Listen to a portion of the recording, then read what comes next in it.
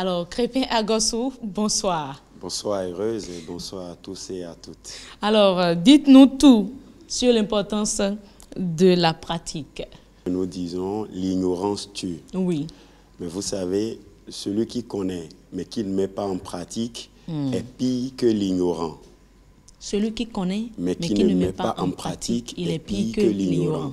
Et ce qui est encore plus important, celui qui connaît, qui agit, il faut qu'il agisse continuellement afin de s'améliorer. Donc c'est dans ce contexte que nous avons préféré parler de l'importance de la pratique aujourd'hui. Que cela soit les individus, les entreprises ou les pays qui ont de grandes influences aujourd'hui dans le monde, ces pays ou ces entreprises ont développé, ont cultivé certaines valeurs. Et l'une de ces valeurs, c'est l'excellence ou bien la perfection dans le travail. L'excellence ou la perfection dans le travail. Vous allez remarquer avec moi que si il y a deux entreprises qui offrent les mêmes services, l'entreprise qui est meilleure sera celle qui cultive l'excellence sur toute la chaîne de production de services. Donc l'excellence est alors la clé de voûte pour toute personne ou toute entreprise qui se veut leader dans son domaine. Donc, oui. Mais comment devenir excellent? Oui, c'est la question que plusieurs personnes me posent. Comment devenir excellent?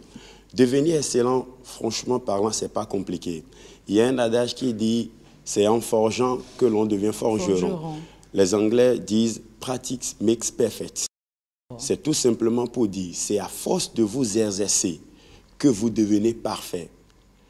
C'est ce que... Oui, à force de vous exercer. Exactement. Un peu comme, si je ne me trompe, le cinquième pilier Exactement, Madame du mouvement Heureuse. NTC. Exactement. Devenir expert dans son domaine de compétences. Et pour devenir expert, il y a certaines personnes qui nous disent que nous avons besoin au moins de 7 ans de pratique dans notre domaine. D'autres disent carrément que nous devons nous exercer pendant 10 000 heures pour atteindre l'expertise. C'est tout simplement pour dire, à force de nous exercer, NTC déjà nous invite à nous exercer régulièrement afin de devenir experts dans notre domaine. Et si nous sommes experts, nous contribuons d'une manière ou d'une autre au développement de la nation.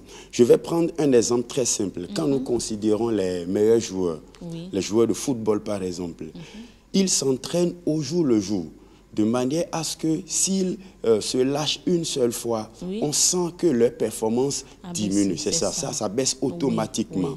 Donc, à force de travailler régulièrement, cela nous permet d'améliorer notre capacité à devenir excellent. Et il y a un proverbe religieux qui dit, je cite, « Celui qui se relâche dans son travail est l'ami de celui qui détruit ». Autrement dit, jusqu'à ce point? Oui, c'est pour simplement dire que lorsque vous ne vous exercez plus à devenir excellent, ou bien vous vous arrêtez seulement à la moyenne, franchement, vous devenez celui qui détruit. J'aimerais inviter les nouveaux types de citoyens à ne pas seulement s'arrêter à la moyenne, mais plutôt à s'entraîner régulièrement, à aller au-delà de leur capacité et à devenir excellent. J'ai envie de citer également un grand homme que j'aime beaucoup, c'est Michelangelo, sculpteur, oui, j'y arrive quand même. Il est également peintre. Voici un jour, il était en train de peindre les ailes d'un ange dans l'une des cathédrales. Et puis, la partie où il faisait ce dessin était cachée. Et un de ses amis lui a demandé, mais Angelo, pourquoi tu te donnes le luxe de faire ce dessin à un endroit où personne ne verra? Il a dit, même si les hommes ne voient pas ce que je fais, Dieu le voit. C'est tout simplement pour dire, il ne travaille pas pour se montrer, mais il travaille parce que le travail est sa signature. Il veut laisser son excellence partout où il passe. Nous ne devons pas travailler dans l'objectif de nous faire voir, mais nous devons laisser notre signature. Et celui qui cultive cette valeur se met au travail comme Michelangelo, c'est-à-dire essayer d'être parfait dans ce qu'il fait, tendre vers la perfection en s'exerçant au jour le jour. Devenir expert en faisant au moins 10 000 heures de pratique ou 7 ans de pratique. Si on se relâche en cours de chemin, je vous dis que la performance s'abaisse. C'est pour ça que nous disons simplement que celui qui arrête d'apprendre paie également en excellence. Donc aujourd'hui, j'aimerais inviter les nouveaux types de citoyens à se donner plus à l'exercice, à la pratique, de ne pas se limiter à la moyenne, c'est-à-dire je suis moyen, ça me va. Non. On doit travailler davantage pour être excellent. Et je sens déjà ça dans le gouvernement actuel de notre pays qui veut la perfection en toutes choses, que cela soit dans la construction des bâtiments, dans la construction des voies, on voit toujours la perfection. Donc nous, citoyens aussi, nous devons cultiver cette perfection, cette excellence afin de contribuer au développement. En faisant chaque jour la pratique. Exactement, la pratique, l'exercice.